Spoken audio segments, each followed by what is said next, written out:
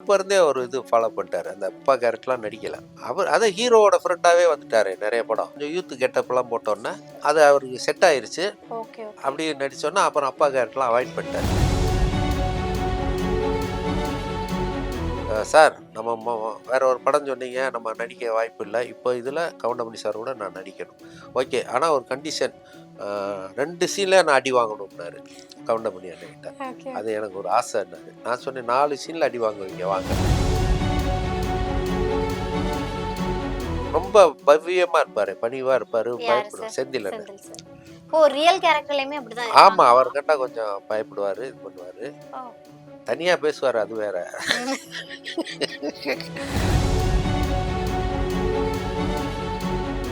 இவரு எஸ்எஸ் வீட்டுக்குள்ள வருவாரு. அப்பா லெட்டர் போட்டு வர சொல்லிட்டா மக. அம்மா மகாலட்சுமின்னுவாரு. எவனோ பிச்சைக்காரன் வந்திருக்கான் பாரு. இப்பல்லாம் பேர சொல்லியே பிச்சை கேட்கறானுங்க. ஏதாவது பழசு இருந்தா எடுத்து போடுன்னு கவுண்டமணி. இது நான் எழுதியிருக்கேன். இப்போ ஒரு எஸ்எஸ் என்ன பண்ணிட்டாரு, என்ன கரடி சட்டை போடாம உட்காந்துருக்குன்ட்டாரு. நான் பேப்பர்லயே எழுதல. 2 பேருக்கும் கிளாஸ் ஆகி பயங்கரமா சண்டை வந்துருச்சு. நேயர்கள் எல்லாருக்குமே ஹாய். நான் தான் உங்களுடைய ரவீனா. 80ஸ், 90ஸ்ல வந்து செந்தில் சார், கவுண்டமணி சார் அப்டின்னா, யாருக்குமே தெரியாதவங்க யாருமே இருக்க மாட்டீங்க. எஸ், அவங்க பேசுனது வந்து எல்லாருமே ஆன் ஸ்க்ரீன்ல பார்த்திருப்போம். பட் அந்த ஸ்கிரிப்ட்ட ரைட் பண்ணி குடுத்தது யாரு அப்டின்னு மேக்ஸிமம் நெறைய பேருக்கு தெரிஞ்சிருக்கும்னு நெனைக்கிறேன். Yes, writer and director Rajagopal sir அவங்கள தான் பார்க்க போறோம். வாங்க அவங்க கூட சேர்ந்து நெறைய விஷயங்கள கேட்டு தெரிஞ்சுக்கலாம்.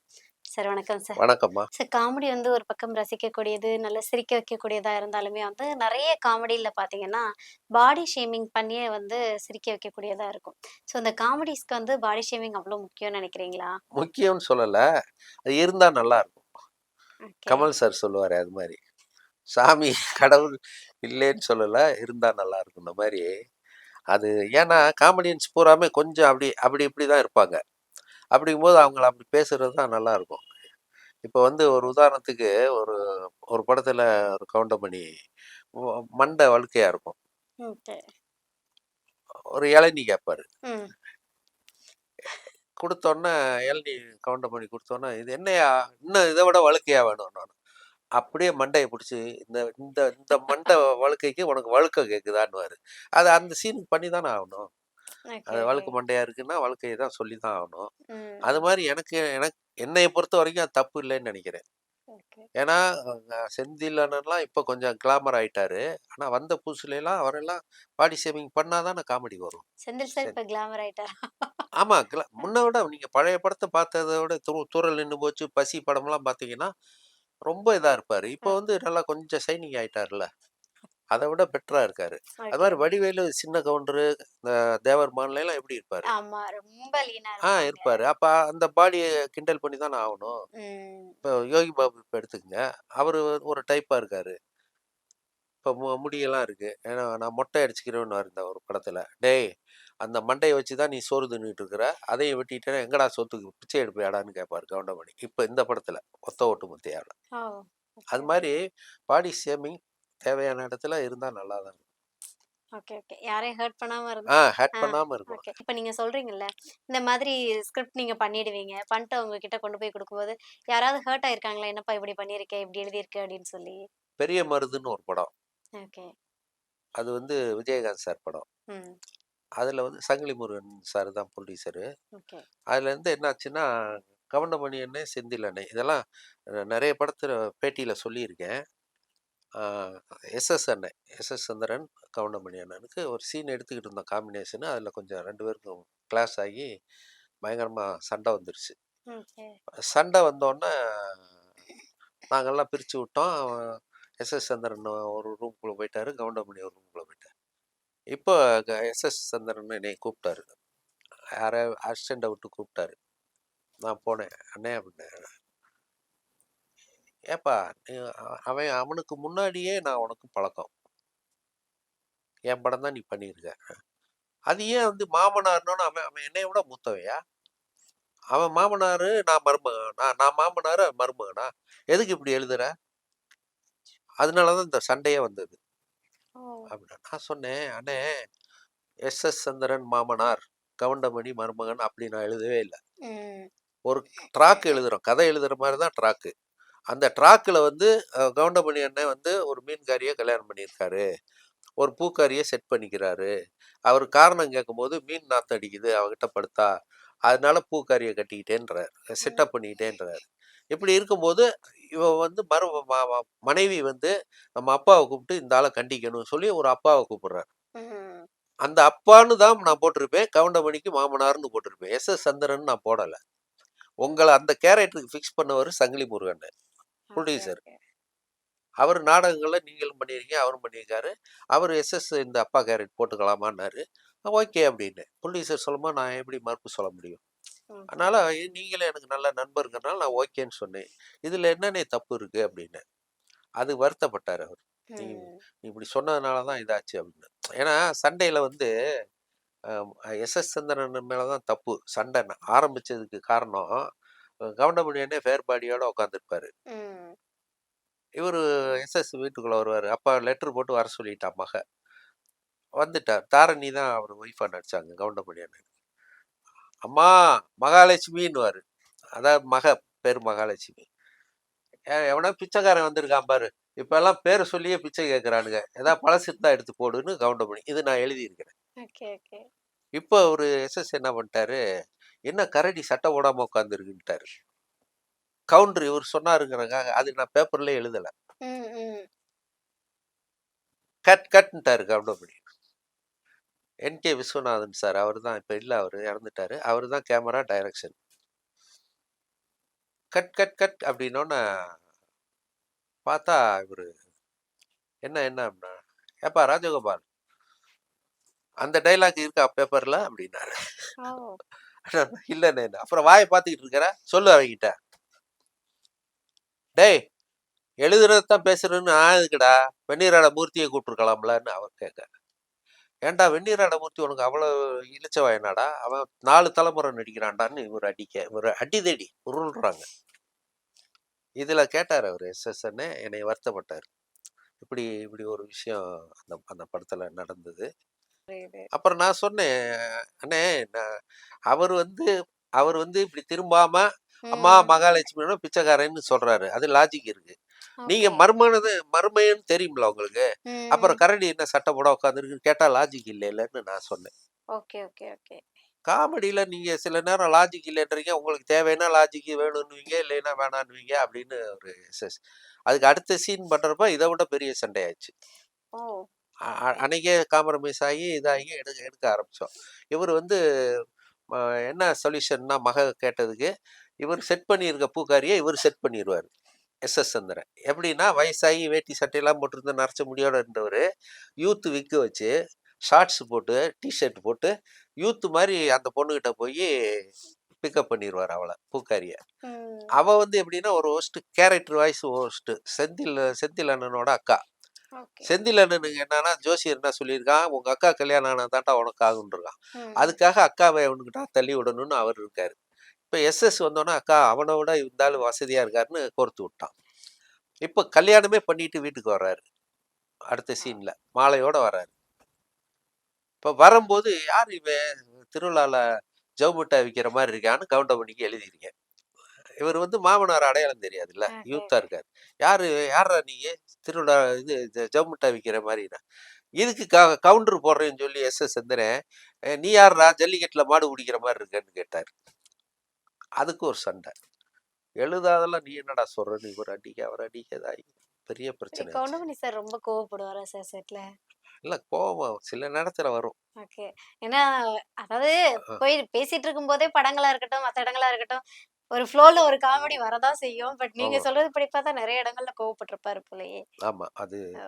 அது அவங்களுக்குள்ள ஏற்கனவே ஏதோ மனக்கசப்பு இருந்திருக்கு. Okay, okay. அது நமக்கு தெரியாது. ம், ம், ஆனா அவங்களும் அப்படிதான். இப்ப வடிவேல், விவேக் எப்படியோ போடா வாடான்னு தான் பேசிக்குவாங்க நேர்லயே. ம். "என்னடா எஸ்.எஸ். எப்படி இருக்க?" அப்படின்னுவாரு. அவரு "என்னடா கவுண்டரே எப்படி இருக்க?" இப்படிதான் பேசிக்குவாங்க. Okay, okay. ஃபர்ஸ்ட் டே வந்து 4, 5 நாள் ஷூட்டிங் நடக்குதுல்ல. ஃபர்ஸ்ட் டேலாம் அப்படிதான் வந்தாங்க. "என்னடா நல்லா இருக்கியா?" அப்படிதான் பேசுவாங்க. திடீர்னு இது உள்ளுக்குள்ள இருந்தது கிளம்பிருச்சு. ஓகே, கிளம்பி ஓகே. பெரிய பிரச்சனையாச்சு. ஓகே. இப்ப வந்து நெறைய ஷூட்டிங் ஸ்பாட்ல வந்து ஃபைட்லாம் நடந்திருக்கு. இது மாதிரி கவுண்டமணி சார், செந்தில் சார் தான் வந்து எங்களுக்கு தெரிஞ்ச பெஸ்ட் பேர். அதாவது ஹீரோ, ஹீரோயின தாண்டி இவங்க 2 பேரும் காமெடியன்ஸ்ல பெஸ்ட் பேர்ன்னே சொல்லலாம். ஸோ அவங்க 2 பேருக்கு இந்த மாதிரி ஏதாவது கிளாஷ் ஆயிருக்கா? யாரு? கவுண்டமணி கவுண்டமணி அண்ணன், சாருக்கும், செந்தில் அண்ணன். செந்தில் சாருக்கும். ஆஹா! ஆனதே கிடையாது. இவரு ரொம்ப பவ்யமா இருப்பாரு. பணிவா இருப்பாரு. யாரு பயப்படுவார். சார்? செந்தில் அண்ணன். செந்தில் சார். ஓ! ரியல் கேரக்டர்லயுமே அப்படிதான் ஆமா. இருப்பாங்களா? அவர் கண்டா கொஞ்சம் பயப்படுவாரு. இது பண்ணுவாரு. ஓ! தனியா பேசுவாரு. அது வேற. ம். நேர்ல பார்த்தா அப்படியே கம்மியா, "என்னண்ணே" அப்படின்னு தான் பவ்யமா தான் பேசுவாரு. நேரா பார்க்கும்போதும் கவுண்டமணி ஆமா. சார் ஒரு பார்த்து படம் இந்த பயப்படுவாரா? தாய் மாமன்ங்கிற படத்துல எல்லாம் ஷூட்டிங் கேப்ல சீட்டு விளையாடுவாங்க. ம். விஜயகுமார் சாரு, இவரு செந்தில் அண்ணன், இன்னும் 5, 6 பேர் சீட்டு விளையாடுவாங்க. இவரு கவுண்டமணி அண்ணனுக்கு சீட்டு விளையாடுறதுலாம் பிடிக்காது. ஓகே. அவர் அப்படியே நடந்து வர்றாரு. நான் செந்தில் அண்ணன் பக்கத்துல உட்காந்துருக்கேன். நானும் விளையாடுறேன். எல்லாரும் விளையாடுறோம். செந்தில் அண்ணன் மட்டும் அப்படியே ஒரு லுக் விட்டே அப்படியே போனாரு. டக்குன்னு வச்சுட்டாரு. கவுத்துர்றேன்ப்பா நானு அப்படின்னு. அப்படியே எந்திரிச்சிட்டாரு செந்தில் சாரா? செந்தில் அண்ணன். அவ்ளோ பயமா கவுண்டமணி ஆமா. சாருக்கு? எந்திரிச்சு போயிட்டாரு. அப்புறம் அடுத்து குளுக்கும்போது அவன் எங்கடா காணோம் அப்படின்னா, ரூம்ல போய் உட்காந்துட்டாரு. சரி நான் நான் எனக்கு புரிஞ்சிருச்சு. நான் சொன்னேன் 6 பேர் போடுங்க அப்படின்ட்டேன். போட்டேன். அப்புறம் எல்லாம் முடிச்சுட்டு போகும்போது கேட்டேன் நானு. "என்னண்ணே நீங்க பாட்டுக்கு வந்துட்டீங்க" அப்படின்னு. "அந்த ஆளு என்னப்பா முறைக்கிறாரு? எதுக்கு வம்பு?" அப்படின்னாரு. ஓ! அந்த மாரி தான். ஆக்சுவலி படத்துல தான் நாங்க பார்த்துருக்கோம். எல்லா படத்துலயும் மோஸ்ட்லி வந்து கவுண்டமணி சார் வந்து டாமினேட் பண்ற மாதிரியும், செந்தில் சார் பயப்படுற மாதிரியும் தான் பார்த்துருக்கோம். ஆமா. பட் வந்து ரியல்லயுமே அப்படிதான் ரியல்லயே அப்படிதான். இருப்பாங்கன்றது கொஞ்சம் ஷாக்கிங்கா மரியாதை தான் இருக்கு. அவருக்கு மரியாதை குடுப்பாரு. Okay, okay, okay. கொஞ்சம் பயம் கலந்த மரியாதையா பயம் இருக்கு. கலந்த மரியாதை. ஓகே அ சார். ஓகே, அவரு ஓகே. அண்ணன் மேல ஓகே. கவுண்டமணி. அதனால சண்டைகள் எதுவும் வர்றதுக்கான இல்ல, இல்ல. வாய்ப்புகள் இருக்கு. அதெல்லாம் கிடையாது. ஆனா ஏன் சார் அதுக்கப்புறமா நெறைய படங்கள் செந்தில் சார் வந்து அந்த 90ஸ்ல நடிச்சதோட சரின்னு நெனைக்கிறேன். அதுக்கப்புறமா ரீஎன்ட்ரி ஏன் குடுக்கவே இல்ல? அவங்களுக்கான வாய்ப்புகள் ஏதாவது மறுக்கப்பட்டுட்டு இருக்கா? இல்லப்பா. இப்ப புதுசு புதுசா டைரக்டர்ஸ் வர்றாங்கல்ல. ஓகே. வரும்போது அவங்களுக்கு சில பேருக்கு இவங்கள போடலான்னு தோணும். வேணான்னு நெறைய பேர் இப்ப வர்ற படங்கள் காமெடி ட்ராக்ன்னே பண்றது இல்ல ஜாஸ்தி. கதையோடயே வந்துரும். ம். அப்ப அவங்க விரும்புனா தானே கூப்பிட முடியும். அ அது இவ்ளோ தூரம் ஒரு நல்ல காமெடியன்ஸ திரும்ப கூப்பிடாம இருக்கிறது ஒரு சினிமா. அதுதான்ப்பா. நம்ம நம்ம சொல்றோம். ம். அவங்களுக்கு வந்து அது கொஞ்சம் ஓல்டா தெரியும். அவங்களுக்கு. ஃப்ரெஷ்ஷா பண்ணுவோம்னு நெனைப்பாங்க டைரக்டர்ஸ் புதுசா வர்றவங்க. ஓகே. அப்படிங்கும்போது இப்ப உங்களுக்கு அது மீறியும் சில படங்கள்லாம் நடிச்சாரே. இப்ப ம். யோகி பாபு அவரும் ஒரு படம் நடிச்சாங்க. இன்னும் வரல அந்த படம். ஓகே. அப்புறம் சந்தானமே ஒரு படம் கிக்குன்னு ஒரு படம். அதுல ஒரு ம். கேரக்டர் குடுத்தாரே. ஓகே. அவங்கலாம் எப்படின்னா சீனியர்ங்கிற மரியாதை. அவர் கூட ஒரு படமா நடிக்கணும். ம். அப்படி சொல்லி இது பண்ணுவாங்க. அப்படிதான் ஒரு யோகி பாபுக்கு அதே மாரி தான். கவுண்டமணி அண்ணன் கூட நடிக்கணும், செந்தில் கூட நடிக்கணும்னு ஆசை. ம். செந்தில் கூட நடிச்சிட்டாரு ஒரு படம். பேரு ஏதோ ஒரு பேரு விளம்பரம்லாம் வந்தது. ஓகே, அவர் ஓகே. கவுண்டமணி நடிக்கும்போது இந்த வாய்ப்பு வந்தது. அதுல வந்து அவரு விரும்பி நடிச்சாரு Yogi Babu. Oh! Super, super. Sir நான் நான் நான் வேற ஒரு கதை சொல்லி அது பண்றதா இருந்தது. ம். யோகி பாபு மட்டும் மெயின் கேரக்டர் வச்சு. ஆனா அது அமையல. அதுக்குள்ள இது செட் ஆயிருச்சு. ஓகே. இது செட் ஆகுதுனால அப்போ ஃபோன் பண்ணி யோகி பாபு சார் நம்ம வேற ஒரு படம் சொன்னீங்க. நம்ம நடிக்க வாய்ப்பு இல்ல. இப்போ இதுல கவுண்டமணி சார் கூட நான் நடிக்கணும். சார் உங்க கேரக்டர் தான் போட்டிருக்கேன். ஒரு கவுண்டமணி அண்ணனும் யோகி பாபு இதுல இருக்கட்டும்னு சொல்லியிருக்காரு. ஓ! அப்படியா? ஓகே. ஆனா ஒரு கண்டிஷன். ஆ 2 சீன்ல நான் அடி வாங்கணும்னாரு.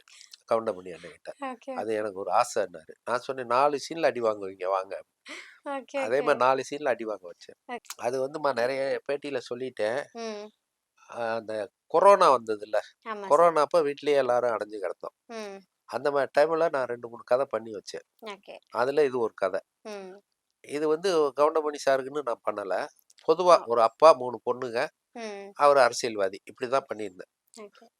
ஒரு நாள் அவரு அண்ணன் எப்பவுமே 2 நாளைக்கு ஒருக்கா எனக்கு அவரே ஃபோன் பண்ணுவாரு. கவுண்டமணி அண்ணன். ஓ! சில டைம் 2 நாள் ஃபோன் வரலைன்னா நான் பேசுவேன். அப்ப கொரோனா டைம்ல ஃபோன் பண்ணாரு. பண்ணி "என்ன ராஜகோபால் எல்லாம் வெளிய விடாம பண்ணிட்டானுங்க. என்ன பண்ணிட்டு இருக்க?" அப்படின்னாரு. "வீட்ல தானே இருக்கேன். ஒரு யூடியூப் சேனல் ஆரம்பிச்சிருக்கேனே. ஓகே. அது போயிட்டு இருக்கு." "ஓ! அப்படியா? சரி, சரி.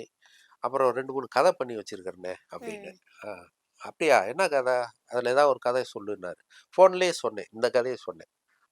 இந்த மாரி ஒரு அப்பா, 3 பொண்ணுங்க. அந்த விஷயம் சொன்னோனே, "நல்லா இருக்கேப்பா இது. ம். பாதி ஃபேமிலி, பாதி அரசியல் இல்ல?" அப்படின்னாரு. "ஆமாண்ணே" அப்படின்னு. "இது நான் பண்ணுனா நல்லா இருக்குமா?" அப்படின்னாரு. Okay, okay. "அண்ணே உங்களுக்காக தானே பண்ணுனேன்" அப்படின்ட்டேன். ஓகே. நீங்க பிளேட் மாத்திட்டீங்க "ஆமா. அப்படியே. அப்படியா? ஆனா அப்பா பொண்ணுன்னு வருதே" அப்படின்னாரு. ம். நான் தான் அப்பாவ நடிக்க மாட்டேனேன்னாரு. அவர் அப்ப இருந்தே ஒரு இது ஃபாலோ பண்ணிட்டாரு. அந்த பொண்டாட்டி சொன்னா கேட்டுக்கணுங்க அப்புறம் அவரு அப்பா கேரக்டர்லாம் நடிக்கல. ஏன் சார் அப்படி? அவர் அதான் ஹீரோவோட ஃப்ரெண்டாவே வந்துட்டாரே நெறைய படம். ஆமா. பார்த்திபன் கூட டாடா பிர்லால ஃப்ரெண்டு, ம். மேட்டுக்குடியில கார்த்திகோட ஃப்ரெண்டு, ஆ. உள்ளத்தை அளித்தால கார்த்திக் ஃப்ரெண்டு. ஃப்ரெண்டா வந்தோனே கொஞ்சம் யூத் கெட்டப்லாம் போட்டோன்னே, அது அவருக்கு செட் ஆயிருச்சு. Okay, okay. அப்படி நடிச்சோன்னே, அப்புறம் அப்பா கேரக்டர்லாம் அவாய்ட் பண்ணிட்டாரு. அப்புறம் எப்படிப்பா எனக்குன்னு சொல்ற, அப்பா கேரக்டர் பண்ணியிருக்கேன்னு. அண்ணே என்ன அண்ணேன்னு வச்சுக்கோம்ண்ணே, 3 தங்கச்சின்னு வச்சுக்கோன்ட்டேன். ஓ! ஆ அப்படின்னா ஓகேவாண்ணே. ஆமாண்ணே, அண்ணே, உங்க ஒய்ஃப் இருக்கு அண்ணி, 3 தங்கச்சிண்ணே. அப்பா கேரக்டர் அண்ணனா மாத்திட்டீங்க. ஆன் தி அவ்வளோதான். ஒரே ஸ்பாட்ல. டயலாக். ஆமா. சரிப்பா, ஓகே. அப்ப இத பண்ணுவோம் நம்ம. ம். கொரோனாலாம் முடிஞ்சிரும். கவலைப்படாத. கொரோனா முடிஞ்சோனே புரொடியூசர் நானும் பார்க்குறேன், நீயும் பாரு. வந்தா பண்ணுவோன்ட்டாரு.